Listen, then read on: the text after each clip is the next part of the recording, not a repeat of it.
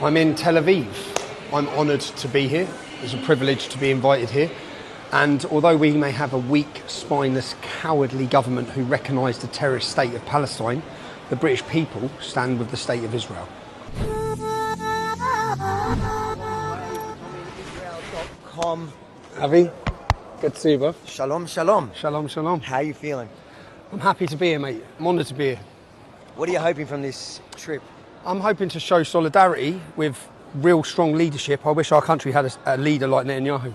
We have weak cowards. Our government have recognised the terrorist state, and that government are not elected on a mandate. They are elected with 20% of the public vote. So I don't want people in Israel to think that the other 80% of people, not even the majority of Labour support them, support recognising a terrorist state. So I'm here to show solidarity with the Jewish people and the Israeli people for a strong and hopefully form good friendships and understand, because Israel is surrounded by jihad.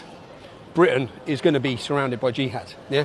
The problems that Israel faces here are the same problems that we're going to face. So the security issues that Israel has and Jews have in the state of Israel, we're all going to face in Europe.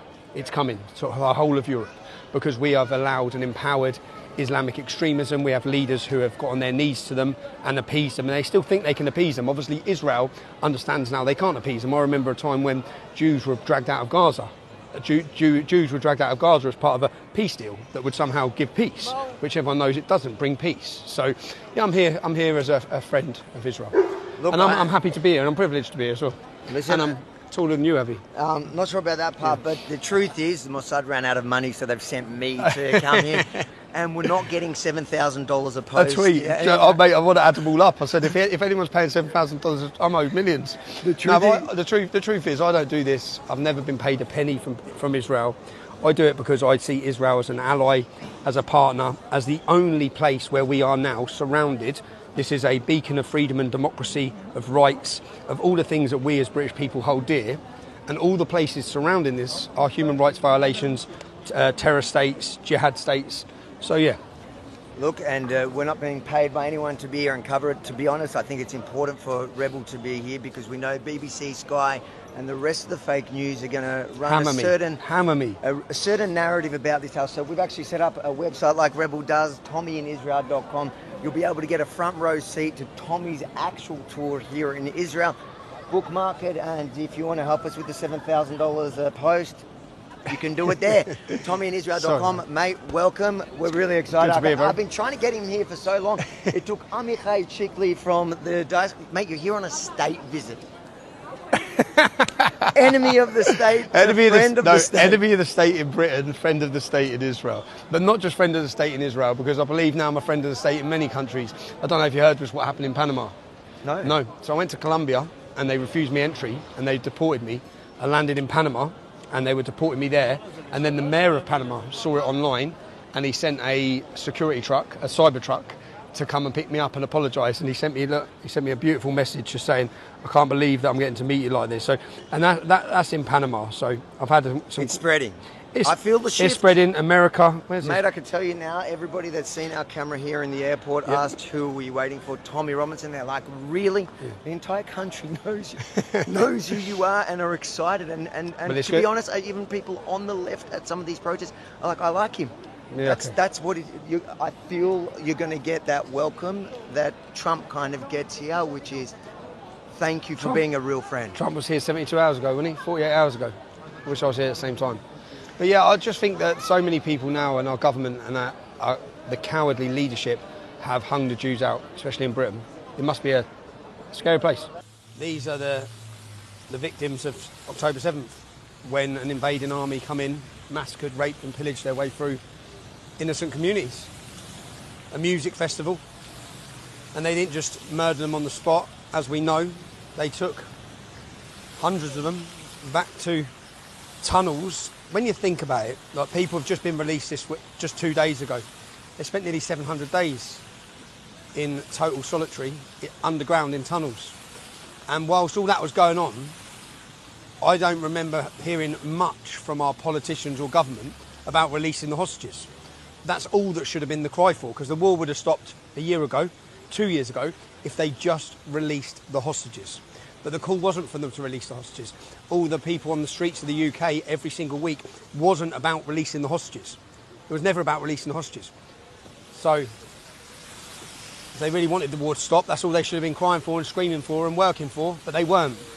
Keir Starmer wasn't, Macron wasn't. They were just working to appease the group who orchestrated and planned this. That's what they were working to do, and that's what they ended up doing just in the last couple of months, recognising a Palestinian state where this state that they've recognised operate a function of pay to slay. Our taxpayers' money, the government that we just recognised, who run the Palestinian state, pay people to kill Israelis. If you kill an Israeli in a terrorist attack, if you go and kill an Israeli, you get money for the rest of your life, for your family, for the rest of your life. That's the government that has just been recognised by the British state. It's insane. It's like, would you have given ISIS a state during their conflict in Syria? Would you have recognised ISIS state and give them legitimacy? Why would you recognise this state? Governed by terrorists and jihadists. But it's just weak and cowardly leadership by the West. Unfortunately, it's what we have all become accustomed to see, is that our leaders, rather than tackle and confront jihad, they bend to it. They bend to everything. So yeah, unfortunately, this isn't just soldiers. This was innocent families, women, children. They raped, they murdered. And it wasn't just Jews they'd done it to either. Yeah? There was some Thai workers, there was different nationalities that were non-Jewish. They all got obliterated, they all got raped, they all got murdered. It wasn't just Jews, yeah? So this whole conflict that people go on about, it's like what you think Hamas' only target. Hamas on October 8th come out and said that our goal isn't Israel, our goal is London and New York. This is a jihadist organisation, a jihadist mindset governing the entire Palestinian state, recognised by the British, which wants a caliphate. It wants world domination. It's not just about Israel. And I've always said that, you see, if they obliterated this beautiful beacon of democracy in the Middle East, if this was gone, you think they're stopping there? You think that's their target? They're coming straight through. The security issues that this nation faces, i.e. everything. Do you know, I come here in 2016 and I looked at all the bollards to prevent cars ramming up on the side of the street when I was here in 2016, and I looked and said, we're going to need this. We're going to need all of this. Yeah? And fast forward on, you can't have a Christmas market, can't have a festival, can't have anything without these bollards. So what this country and these people have to face is what we're going to face in Europe. Because the growing threat of jihad, the growing threat of extremism, the growing threat of Islam, which dominates and surrounds this nation, is going to surround us, and it's already starting to. The only difference is they have a government who have gone through successive battles. They tried to appease. Do you know, last time I was here, I met a Jewish girl who had her family, and they were based in Gaza the whole of their generation after generation after generation. The IDF dragged them out of their home because they made a deal with Hamas that all the Jews would be removed from Gaza and that would bring about peace. It's never going to bring about peace. You can't negotiate with these people. Yeah? You can't negotiate with them because they don't want peace. They want rid of every Jew. They want world domination. They want an attack on all of us as non-Muslims. So it's the Jews today, it's us tomorrow. First comes Saturday, that's their saying. First comes Saturday, then comes Sunday. And when you hear jihadis talk about that, that's the Jews, because their Sabbath is on a Saturday, and then it's the Christians who's on Sunday.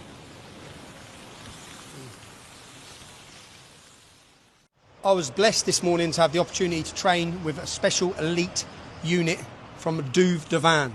They're a counter-terrorism elite unit within the Israeli army. And yeah, they put me through my paces. I enjoyed it. I'm very grateful to them. I run today with two real heroes. Do you know, in their unit, on October 7th, they were the first on the scene. They lost 4 men.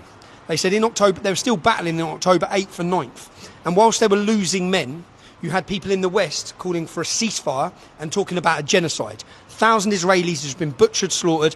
The Israeli army are battling terrorists and jihadists. They haven't started any war. They're fighting to survive. And people in the West, how insulting is that for them? But I heard some amazing stories of courage, of true heroes.